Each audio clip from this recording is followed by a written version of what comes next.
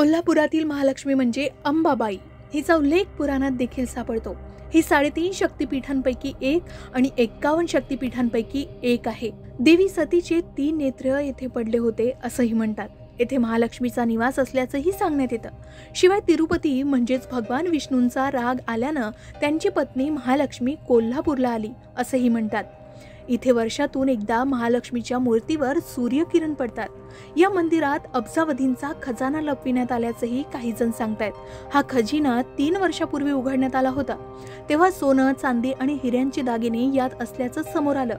याचं बाजार मूल्य अब्जावधी रुपयांचं आहे। शिवाय मंदिराच्या खांबाशी निगडीत एक रहस्यही आहे, ते सोडविण्यात विज्ञानालाही अद्याप यश आलेलं नाही। अनेक लोकांनी हे खांब मोजण्याचा प्रयत्न केला, पण असं करणाऱ्या व्यक्तीसोबत वाईट घटना घडल्या असं म्हणतात।